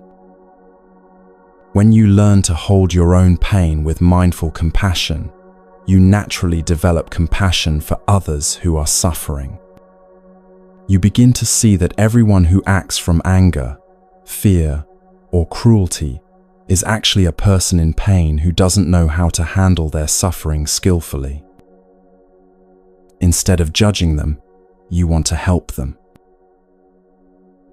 The businessman's transformation continued over months. As he learned to embrace his own anger and sadness with mindfulness, something beautiful began to happen in his relationships. When his colleagues made mistakes, instead of feeling irritated, he felt compassion for the stress they might be under. When his family members acted out, instead of taking it personally, he could see their behavior as an expression of their own unhealed pain. He began to understand what the Buddha meant about the lotus and the mud. In Buddhist teaching, the lotus flower is a symbol of enlightenment because it grows from mud but blooms into something beautiful. The mud isn't the enemy of the lotus, it's the very condition that makes the lotus possible. In the same way, your suffering isn't an obstacle to your awakening. When you learn to embrace it with mindful compassion, it becomes the compost for wisdom, understanding, and love. Take a moment now to practice this gentle embrace. Bring to mind some difficulty in your life. It doesn't have to be the biggest or most painful thing, just something that's present for you right now. Instead of trying to solve it or make it go away, just breathe mindfully and say to it, "I see you. I know you're here. I'm not going to run away from you." Breathe in and wrap your difficulty in the energy of mindfulness. Breathe out and hold it like a mother holding her crying child. You don't need to fix anything right now.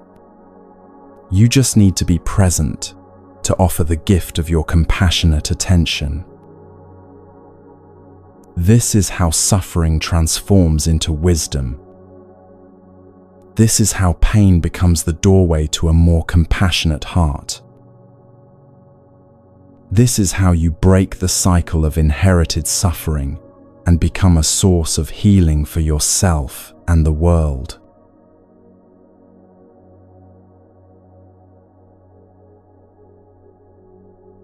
There is a kind of medicine that doesn't come in bottles or require prescriptions. It's freely available to every human being, yet most of us have never learned how to use it. This medicine is deep listening, the practice of offering your full, compassionate attention to suffering, whether it's your own or someone else's. What you're about to learn has the power to transform not just your relationships, but conflicts that seem impossible to resolve. It has brought healing to divorcing couples, estranged families, and even warring nations. But it begins with something you might not expect: learning to listen to yourself. We also spoke about listening. We listen to our own suffering. While you hold your suffering tenderly, you can listen to it because you have mindfulness in you. You have the energies of mindfulness and concentration in you. You are not afraid of the pain in you. With that energy of mindfulness and concentration, you can look deeply into the nature of your suffering. You can listen to your own suffering. This is where all healing begins, with the courage to listen to your own pain without judgment, without trying to fix it or make it go away. Most of us have been running from our own suffering for so long that we've forgotten it has something important to tell us. When you sit quietly and bring mindful attention to your inner experience, you might hear things you've been avoiding for years. You might hear the voice of the child who felt abandoned or misunderstood. You might hear the teenager who never felt good enough. You might hear the young adult who made choices from fear rather than love. You might hear the accumulated grief of losses you never fully grieved. Because your suffering may carry within itself the suffering of your father, of your mother, of your ancestors. And understanding your suffering, you understand the suffering of your mother, your father, and your ancestors. This is one of the most profound insights in all of Buddhist psychology. Your pain isn't entirely your own. It carries within it the unhealed wounds of those who came before you. The way your parents struggled with anger, the way your grandparents dealt with loss, the collective trauma of your ancestral line, all of this lives within you. When you look at the other person deeply and with mindfulness, you have a chance to see the suffering in him or in her.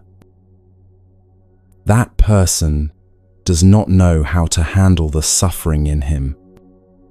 He continues to be the victim of his own suffering. He makes himself suffer, and he makes the people around suffer, including you. So far, no one has told him. So far, no one has helped him to understand and transform his suffering. That is why he continues to suffer and to make the people around him suffer. When you suffer, you make people suffer, even the people you love. Therefore, you should try to understand your own suffering in order to suffer less. Because understanding always brings about compassion. When you look at the other person deeply, and if you recognize the suffering in him or her, then you see that this person is the victim of his own suffering. And suddenly, understanding arises in you, and you are not angry at him anymore. You don't want to punish anymore. Your anger vanishes. Instead, you want to do something, to say something to help him or her suffer less. It means that understanding suffering has already brought compassion into the heart. Now you can begin to look at him with compassion, and you don't suffer anymore. Compassion makes it possible for you to stop suffering. The Buddha taught that understanding is love's other name. This isn't just beautiful poetry, it's a practical truth about how human healing works. When you truly understand someone's suffering, compassion arises naturally. You can't force compassion, but you can cultivate understanding, and compassion will follow. Let me tell you about one of the most powerful examples of deep listening I've ever witnessed. It happened not in a therapy office or meditation center, but in a small monastery where sworn enemies learned to see each other as human beings. In the past, groups of Israelis and Palestinians came to practice. It was very difficult in the beginning. They did not look at each other. I guess that when they look at each other, they suffer. So they were allowed to stay in different places, and on the first days, they were helped to practice in order to get in touch with the refreshing and healing elements in nature. Walking meditation, sitting meditation, tea meditation, mindful eating, singing songs of the Dharma, and then they were initiated to the practice of listening to their own suffering. And it's only in the second week that the two groups were brought together for the practice of listening deeply to each other. Think about how wise this approach was. Before asking people to listen to their enemies, they were first taught to listen to themselves. They spent days learning to be present with their own pain, their own fears, their own grief. Only when they had developed some capacity for self-compassion were they ready to extend that same quality of listening to others. One group is invited to speak out, and they have been instructed that they can tell everything about their suffering. You can tell the other group every kind of suffering that you have undergone. Children and adults. You can tell them everything, but please use a kind of speech that can help them to understand. Don't blame, don't accuse, just tell them how you suffer, your children, your adults. Because if you use that kind of speech, you help them to understand. The purpose is to help them to understand your own suffering. Do not blame, do not accuse, just tell them of your suffering, the suffering you have undergone. And with the other group, who will be practicing deep listening, they sit, breathe, and listen with the practice of mindfulness of compassion. Because they also have a lot of suffering in them. So the purpose of this session is just to listen so that they can speak out, empty their hearts, and suffer less. What happened next was extraordinary. When you listen like that, you recognize that the other side, they have suffered exactly the same thing, like on your side, children and adults. Before that, you believed that only you suffer. The other side does not suffer. They are only the cause of your suffering. You believe that the other side is the cause of your suffering. But when you suffer, you listen like that, you suddenly realize that they are human beings who have suffered exactly like on your side. And for the first time, you see them as living beings, full of suffering. And that kind of insight helps anger to go down in you. And you begin to look at them with compassion. The first time, you see them as living beings who have suffered exactly the same kind of suffering that on your side you have suffered. And when you look with the eyes of compassion, you don't suffer anymore. In the beginning, there was a lot of anger, a lot of suspicion, a lot of fear. But now, since you have been able to see them as human beings who have suffered a lot like you, suddenly you feel compassion is born in your heart, and for the first time, you can look at them with compassion, and when you look like that, you don't suffer anymore. You don't want to retaliate. You don't want to punish them anymore, and you want to say something, to do something, to help them suffer less. Transformation begins to take place in you. This is the miracle of deep listening. When people feel truly heard, when their suffering is witnessed with compassion rather than judgment, something profound shifts. The walls between us and them begin to dissolve. People who seemed like enemies reveal themselves to be fellow human beings carrying similar wounds. And they have many sessions like that, succeeding each other, and each time, for this side to have their right to speak about their suffering, the other group will be listening. And a few sessions like that can heal the wounds of both of them. And on the last day of the retreat, both groups come together as one group and reported to the whole community about the fruit of their practice.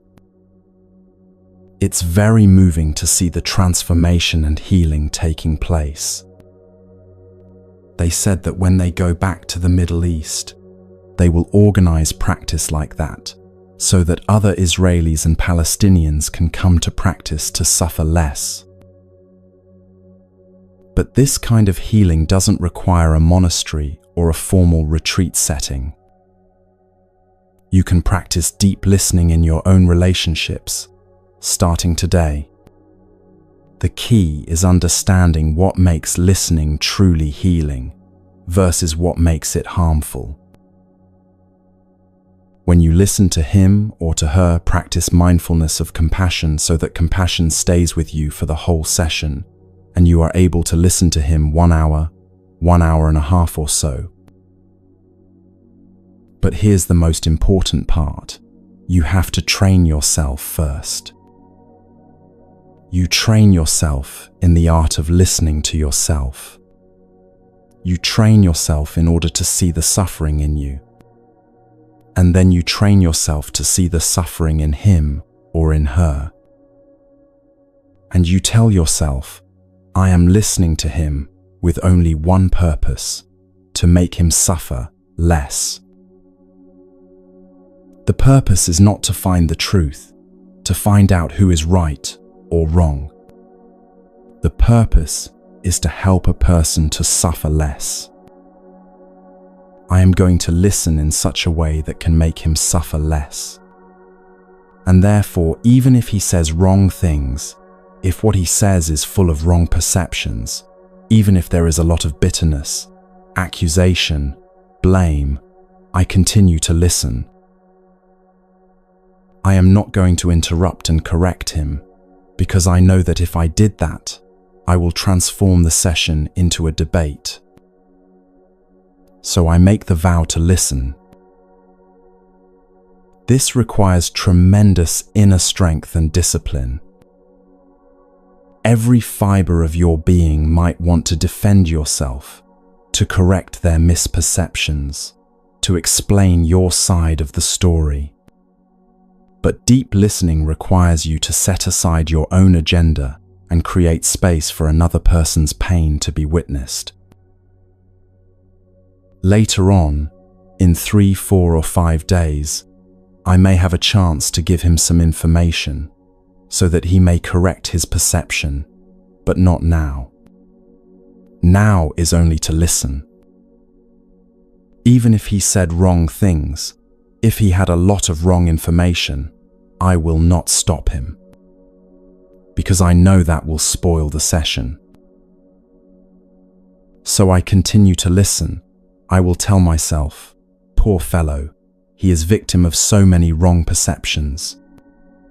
But I am not going to interrupt him now, because if I did, I spoil the session. So you continue to listen with compassion. You know that you have time, later on, to help him correct his perception by offering him some information. But not now. And you can sit there and listen for 1 hour or more. And if you can remember that the only purpose of your listening is to help him empty his heart and suffer less, and if you can remember that, you nourish compassion in your heart, and compassion is going to protect you and not allow the anger in you to be triggered. That is called mindfulness of compassion. And during the time you listen to him or to her, practice mindfulness of compassion so that compassion stays with you for the whole session and you are able to listen to him 1 hour, 1 hour and a half or so. 1 hour of practice, of listening, can already heal the other person. When you listen, you have to practice what we call mindfulness of compassion in order to keep compassion alive in your heart. Because if you don't train yourself, you cannot listen to him or to her. Because what the other person says might trigger anger in you, irritation in you, and when anger comes, you can no longer listen. You have lost your capacity to listen to him or her. Because what the other person says might make you angry, there may be some kind of bitterness, blame, accusations, and that makes you angry, and you want to correct him or her right away, and you transform the session into a debate, and you ruin everything. That is why you have to train yourself first.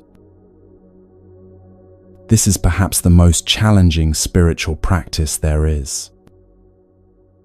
It requires you to stay open-hearted in the face of blame, to remain compassionate when someone is attacking you, to see past their words to the pain beneath them.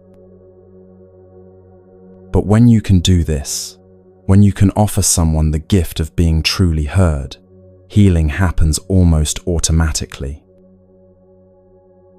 The practice of deep listening, compassionate listening, and loving speech can always restore communication and bring about reconciliation. You have to understand yourself. You have to listen to yourself. You have to reconcile with yourself, because there may be a deep conflict within. And once you have been able to reconcile with yourself, you can reconcile very easily with the other person and end the difficulties in your relationship. This is the ultimate truth about healing relationships. It begins with you. You cannot give someone else the quality of listening and compassion that you haven't first given to yourself. You cannot heal the conflicts in your relationships until you've learned to heal the conflicts within your own heart. When you practice deep listening, whether to yourself or others, you're participating in the healing of the world. Because every time someone feels truly heard, every time understanding replaces judgment, every time compassion dissolves anger, you're contributing to a more peaceful world. Take a moment now to consider who in your life most needs to be heard. Who is carrying pain that they haven't been able to express? And perhaps most importantly, what parts of yourself have been waiting for your own compassionate listening? The medicine of being heard is freely available. You can offer it to others, and you can give it to yourself. This is how understanding becomes love. This is how listening becomes healing.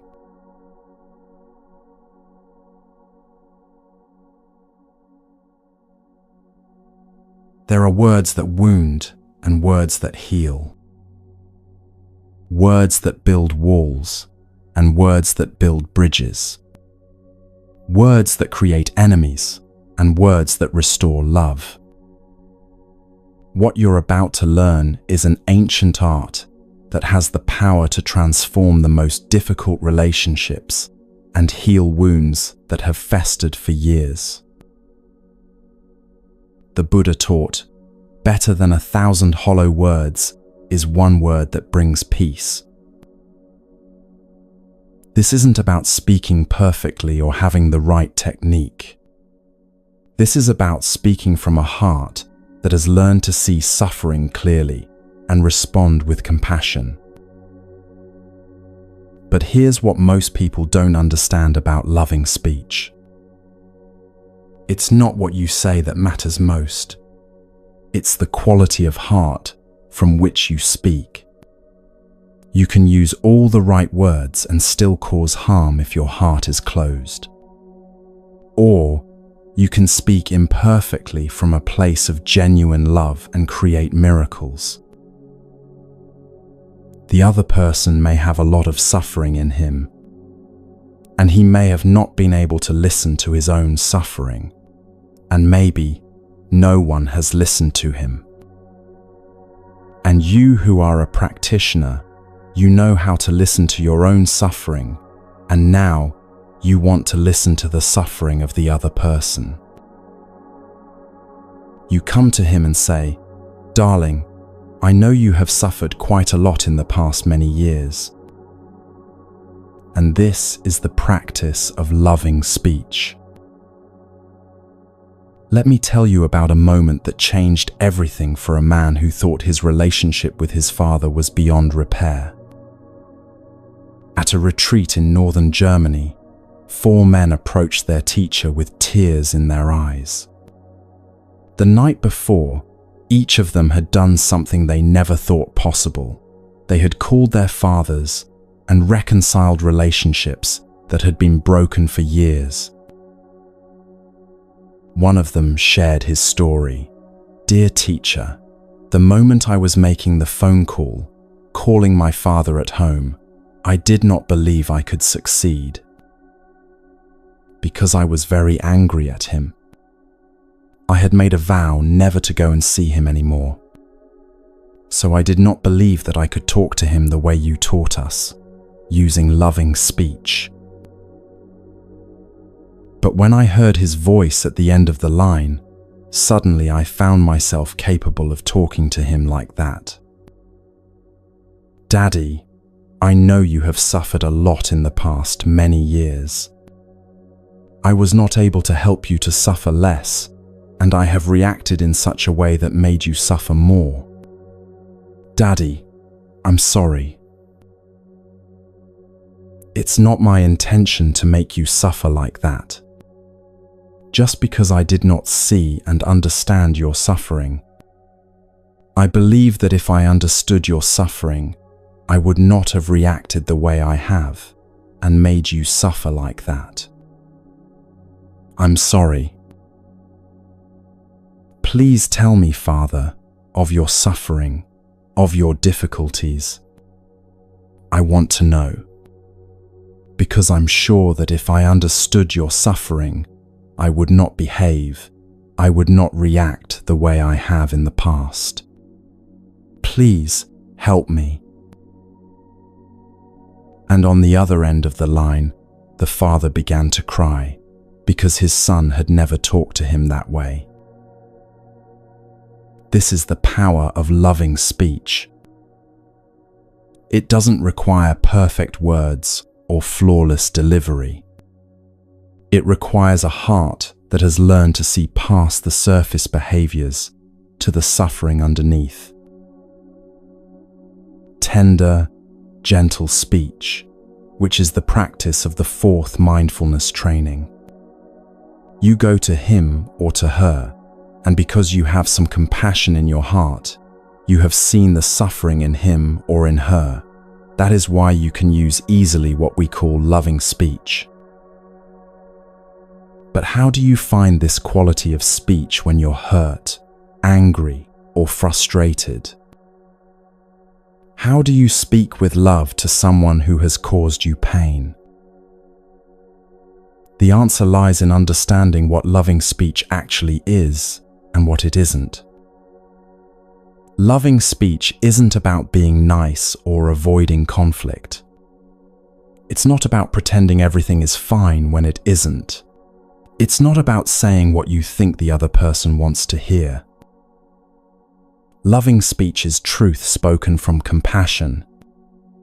It's honesty delivered with the intention to heal rather than harm. Let me share with you another story that demonstrates just how powerful this practice can be, even when it seems impossible. There was a woman in America, a Catholic, who wanted to commit suicide because she did not see a way out. The husband was a university professor. They had children who were in college, but they did not have happiness because there was a lot of anger in him, despair in her, and there was no communication. She described him as a kind of bomb, ready to explode at any time. That woman had a friend who was a Buddhist practitioner of mindfulness. And the Buddhist woman always tried to get her to listen to a Dharma talk about diffusing a bomb. Because the Catholic woman always said, "My husband was like a bomb, so much anger ready to explode at any time." So the Buddhist woman said, "I have a Dharma talk given by my teacher about how to diffuse a bomb. So why don't you listen and learn to help your husband to transform his anger?" But the Catholic woman said, "But I am a Catholic. Why do I have to listen to a Dharma talk?" So she refused. But one day, she was in despair, and she telephoned her friend, "My dear friend, I am going to kill myself tonight." And the Buddhist woman said, "Well, please come and visit me before you do so. Take a taxi, come, and tell me what is wrong." When the Catholic woman came, the Buddhist woman said something that changed everything. "Dear friend, you have told me several times that I am your best friend, and yet I don't believe it so much, because the only request that I made is for you to listen to the talk of my teacher, but you refused. How can I believe that you are my best friend at all?" That was a kind of loving challenge. And the Catholic woman thought to herself, "Well, to satisfy her request is not so difficult, so I am going to listen to that talk, and I will go home and kill myself later on." So the Buddhist woman gave her the cassette tape, withdrew, and allowed the Catholic woman to be alone and listen to the talk. And you know that in the talk, the teacher spoke about compassionate listening, loving speech, in order to restore communication and to reconcile. And the Catholic woman sat down and listened to the whole talk. And something happened in her. And when she finished listening to the talk, she told her friend, "I'm going home and I'll help my husband. To defuse the bomb in him, I am going to listen to him with compassion so that he will suffer less. I see that he has a lot of suffering in him, and I have not helped him at all. I have reacted in such a way that made him suffer more. I'm going to practice deep listening, compassionate listening, to help him suffer less." The Buddhist woman said, "Well, you have to wait, my dear friend. You need some training before you can do it. It's not just by listening to a tape that you can go and practice right away." So they went to a retreat together. And after the retreat, she came home very peacefully, and she was determined to practice. That night she came home and walked mindfully, breathing in and out, calming herself.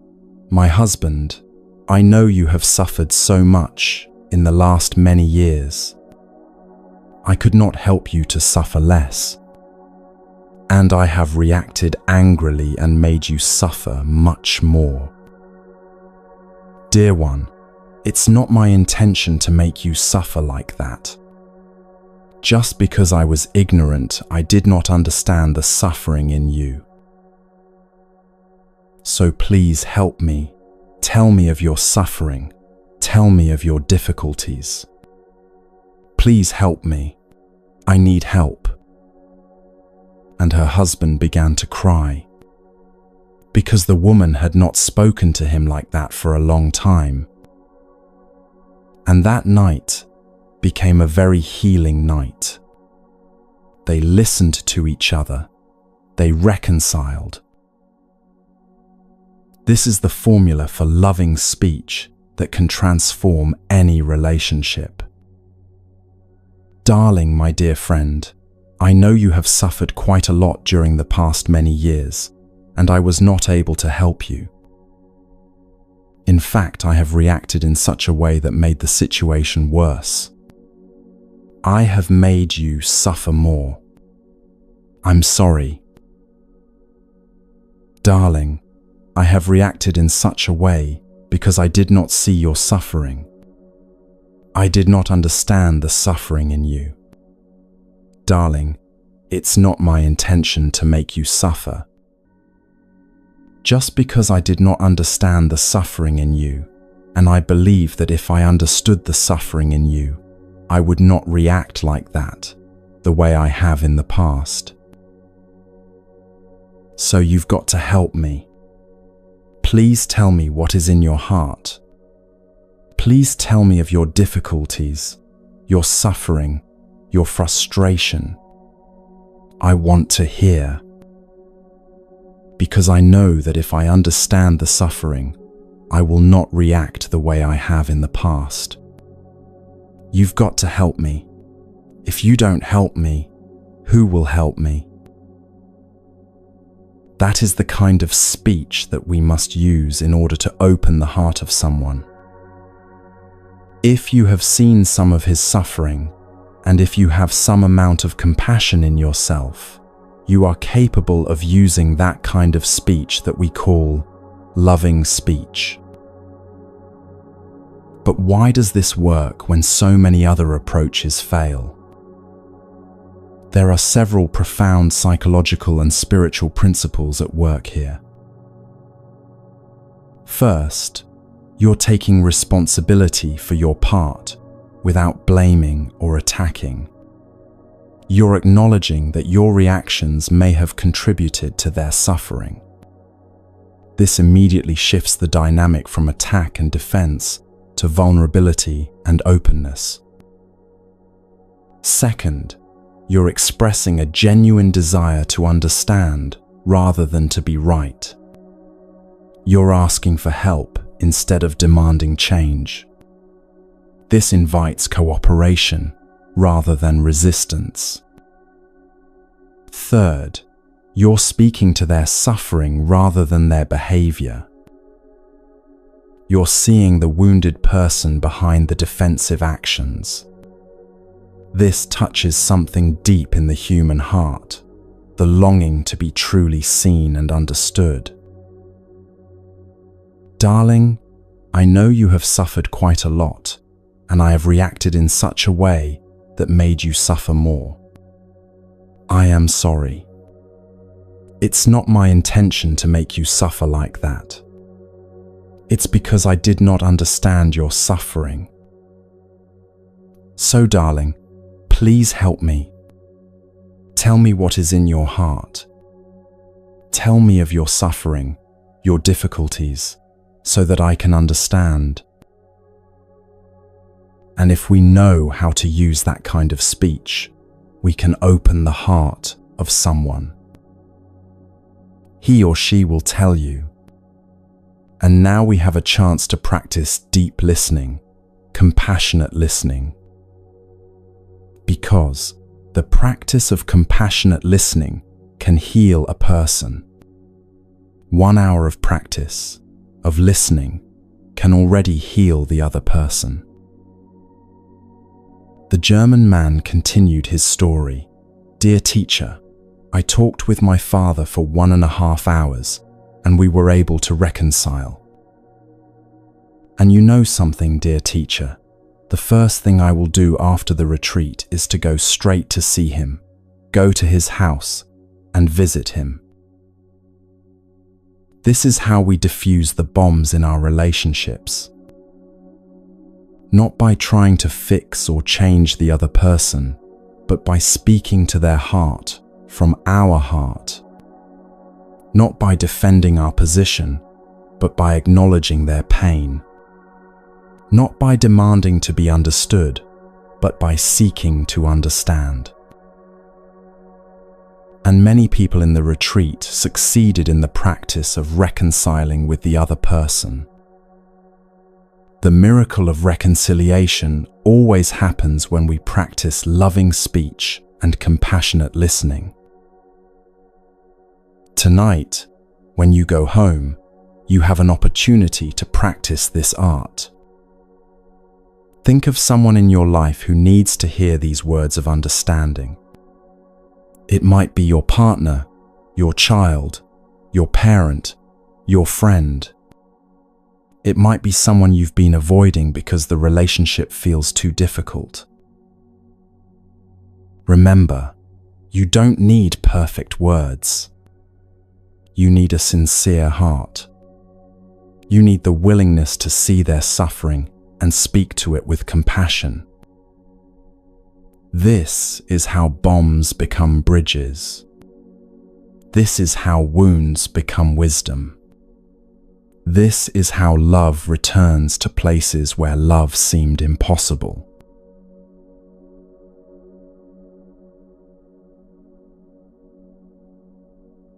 We've traveled together through ancient wisdom that feels as fresh as this morning's breath. You've learned that freedom isn't something you achieve someday when all your problems are solved. It's something you can touch with your very next breath.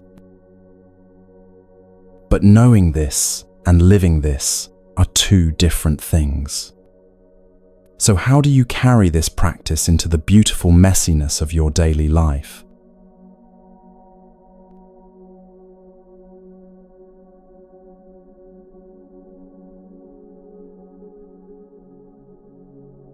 During the first few days, we learn how to recognize our feelings, our emotions. We learn how to get in touch with the wonders of life. On the third day, we begin to learn how to listen to our suffering and to learn about listening to the suffering of the other person. On the fifth day, we try to apply the practice of compassionate listening and loving speech in order to reconcile with the other person. What's remarkable about this isn't that it takes years of practice to see results. What's remarkable is that profound transformation can happen in just 5 days when you commit fully to being present with your own life. 5 days of learning to breathe consciously. 5 days of walking as a free person. 5 days of embracing your pain with compassion. 5 days of listening deeply and speaking from love. But you don't need to wait for a retreat or a perfect week to begin. You can start this very moment, wherever you are. Your daily freedom practice can be beautifully simple. Every morning, before you check your phone or dive into your to-do list, take 10 conscious breaths. Bring your mind home to your body. Feel yourself arriving in this day, in this life. Set the intention to walk as a free person, to speak from love, to listen with compassion. Throughout your day, let every transition become a moment of mindfulness. When you get up from your desk, take 3 conscious breaths. When you walk to your car, feel your feet on the ground.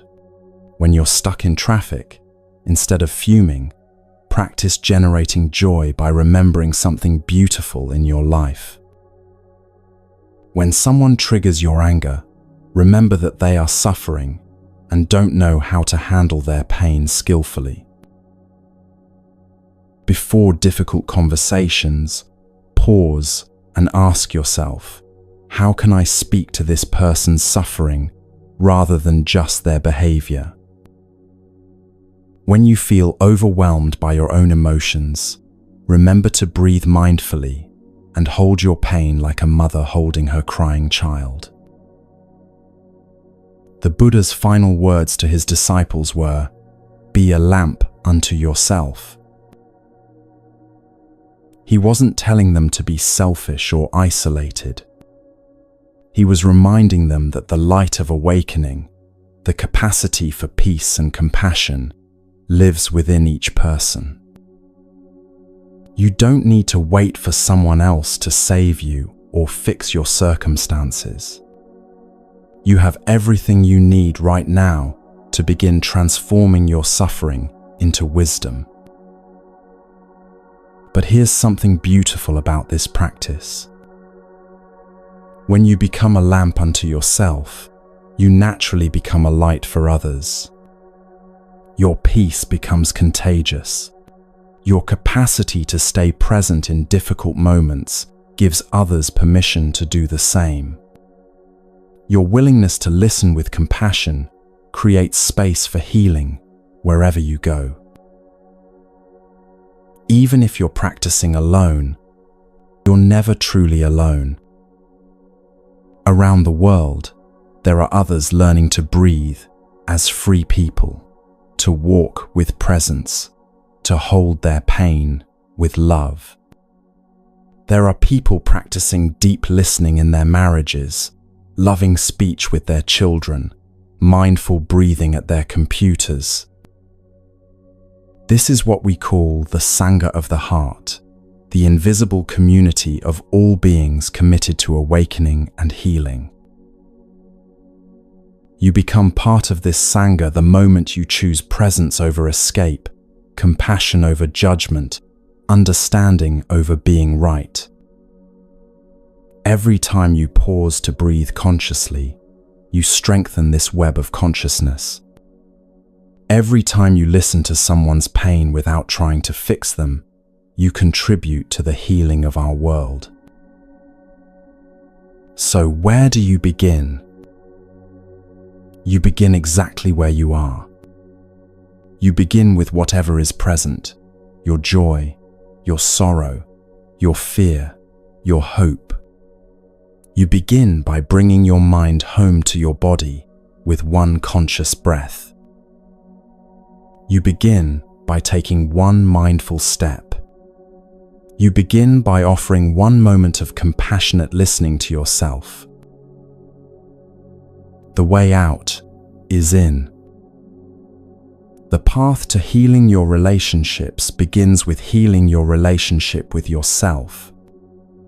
The way to create a more peaceful world begins with finding peace in your own heart. You cannot give what you don't have, but what you cultivate within yourself becomes a gift to everyone you meet. This practice will change your life, but not in the way you might expect. It won't make your problems disappear or guarantee that difficult people become easy, but it will give you the capacity to meet whatever arises with presence, wisdom, and love. It will teach you that you are much stronger and more resilient than you ever imagined. And here's the beautiful truth about walking this path. Your own healing naturally extends to others. When you learn to transform your suffering into compassion, you become a source of healing in your family, your workplace, your community. When you learn to breathe as a free person, you give others permission to remember their own freedom. Right now, wherever you are in this world, take a moment to feel the miracle of being alive. Feel your breath moving in and out of your body.